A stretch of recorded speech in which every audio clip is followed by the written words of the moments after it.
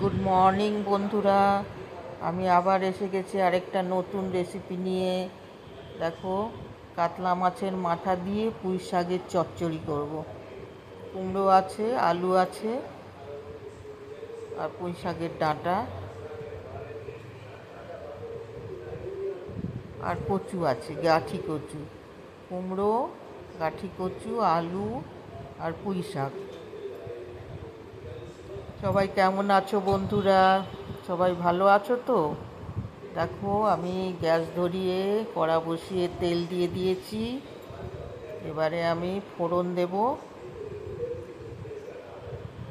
আগে আমি এটা জিরে আর কাঁচা লঙ্কা ফোড়ন দিয়েছি। এবার আমি কাতলা মাছের মাথাটা এবার দিয়ে দেব তেলে। একটু এপিট ওপিট ভাজবো, ভেজে তারপরে আমি সবজিগুলো সব দেবো।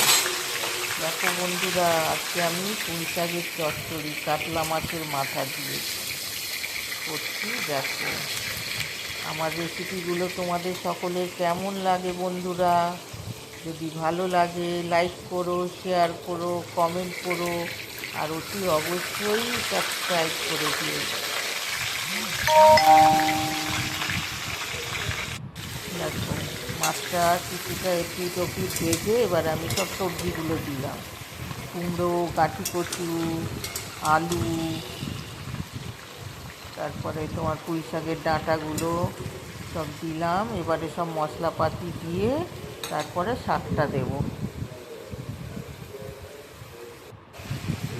দেখো, নুন দিয়েছি আন্দাজ করে, হলুদ হাফ চামচ, জিরে ধনে সব হাফ হাফ চামচ দিয়েছি, আদা রসুনের পেস্ট দিয়েছি 2 চামচ মতন, আর একটু দিয়েছি চিনি স্বাদের জন্য।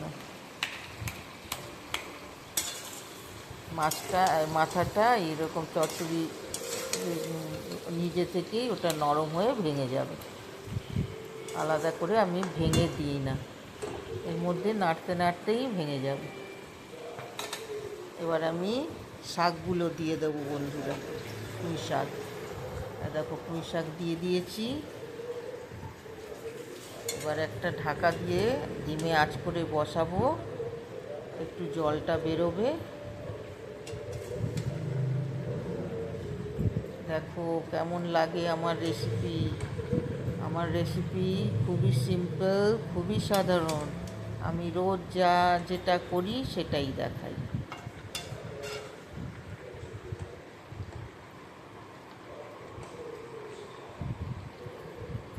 দেখো বন্ধুরা, আমার রেসিপি যদি ভালো লাগে কমেন্ট করো, লাইক করো, শেয়ার করো, আর অতি অবশ্যই সাবস্ক্রাইব করে দিও। দেখো, ঢাকা দিয়ে এবার একটু আস্তে করে দেবো। তারপরে আবার আমি 2-3 মিনিট পর ঢাকা খুলে তোমাদের এই দেখাচ্ছি। দেখো, আর একটু নেড়ে, ওপর নিচ করে নেড়ে দেখো মাছটা আস্তে আস্তে ভেঙে যাচ্ছে। আর খুব ভালো লাগে, খুব টেস্টি লাগে, এভাবে করে দেখো পুঁই শাকের চচ্চড়ি। আবার আমি একটু ঢেকে দেব কিছুক্ষণের জন্য, 2-3 মিনিট মতন আমি ঢেকে দেব। ঢেকে দিয়ে আবার তোমাদেরকে দেখাবো পুঁই শাকের চচ্চড়ি।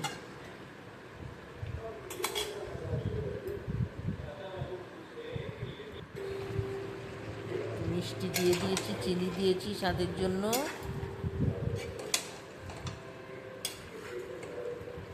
একটু ভালো লাগে, দেখবে পুঁই শাকে একটু মিষ্টি মিষ্টি খুব ভালো লাগে চচ্চড়িতে, পুঁই শাকের চচ্চড়িতে।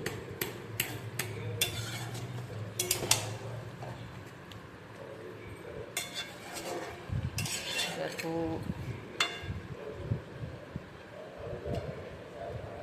এবার আমি আবার ঢাকা দিয়ে দেবো। ঢাকা দিয়ে আবার 2-3 মিনিট পর তোমাদের দেখাবো। একটু ধিমে করে দেবো আঁচ, আস্তে করে দেবো আঁচটাকে। এবারে আমি আবার 2-3 মিনিট পর খুলে দেখাই। দেখো, দেখেছো শাক দেখতে পাচ্ছ? আর শাক কোথায় মিশে গেছে, শাক আর দেখা যাচ্ছে না। এবার একটু ঢাকাটা খুলে আমি ভালো করে পুঁই শাকের চচ্চড়িটা কষে নেব। দেখো, মাছের মাথা একদম মিশে গেছে, জলটা বেরিয়েছে, ওতেই সেদ্ধ হয়ে মিশে গেছে। এবার একটু ধনেপাতা দিয়ে দিয়েছি বন্ধুরা।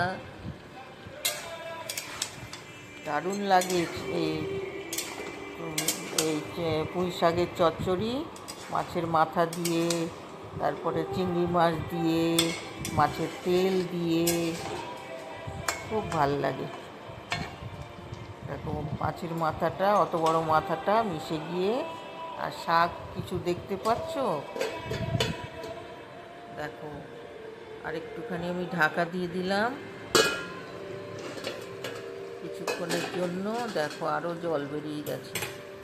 এই জলটাকে আমাকে শুকাতে হবে একটু।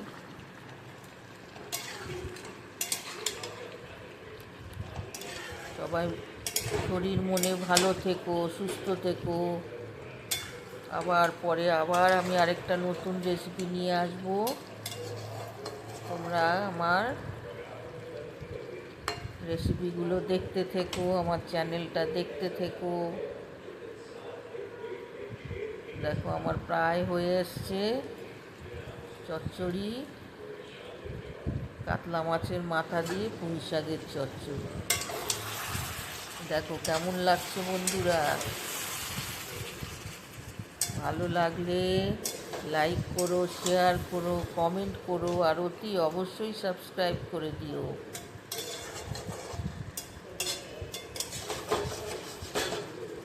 দেখো, অনেকটা জল শুকিয়ে গেছে, গামাখা হয়ে গেছে।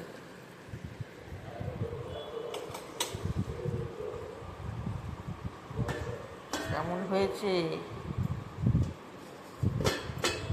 আবার আমি নতুন রেসিপি নিয়ে পরের বার আসবো, তোমরা দেখতে থেকো কিন্তু।